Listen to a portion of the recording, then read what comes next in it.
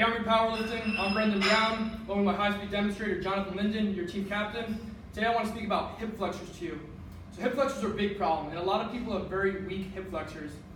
And occasionally people mistake that for tight hip flexors. I know a lot of people stretch them all the time, I know I used to as well, but the problem is that as cadets we sit down all day long, and we get these really weak hip flexor muscles. I know it's been a problem for me, it's been a problem for John. So today I want to go through a short circuit after explaining hip flexors to you. It'll help as both a warm-up and an accessory to strengthen your hip flexors.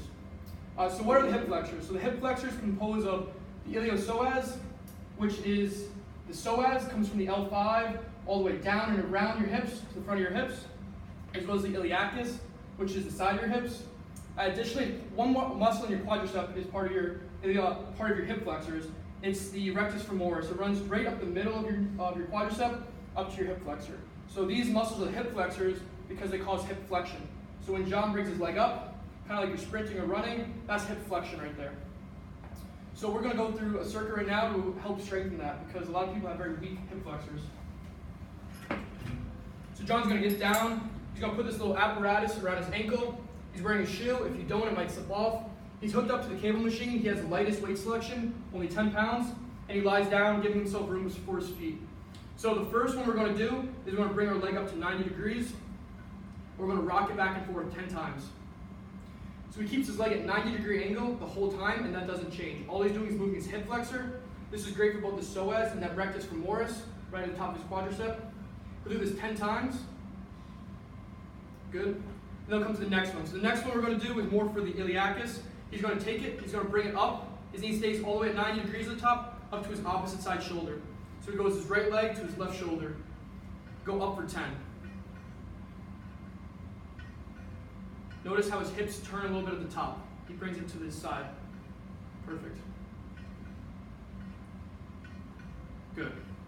So the next one he's going to do is going to be straight up like a Frankenstein. He's going to keep his leg locked out. He's going to go straight up. Once again, really tight on the hip flexors. He's keeping his legs straight. His knee does not bend.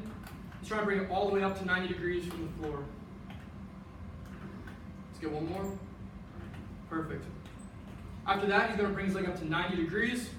So it's going to be out. He's going to kick it straight up. Big thing here is to not move your knee. This leg stays perpendicular to the ground, and his knee doesn't move. The big thing here is your rectus femoris. That's that little muscle. You'll feel it right at the top of his quadricep connecting to his hip flexor. This will really light it up. I use these especially for an accessory on quads after squats.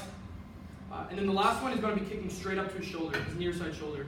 So just like we did before, the opposite, he's kicking straight back. At the top, you're about 90 degrees. This one can be a little more powerful because you're stronger in this position. So what you can do is you can also put the weight up just a little bit. You can be faster, you can be stronger.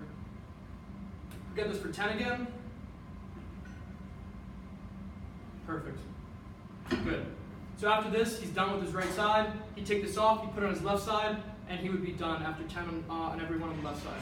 Before we end, we're going to do one last thing. This is the last thing I do for my hips before I start with deadlifts or squats.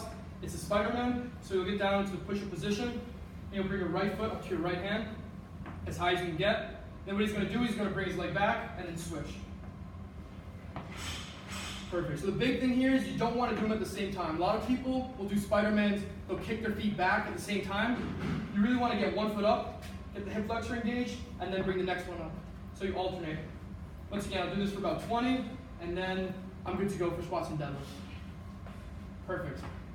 All right, this is Army Powerlifting on hip flexors. Go Army Powerlifting.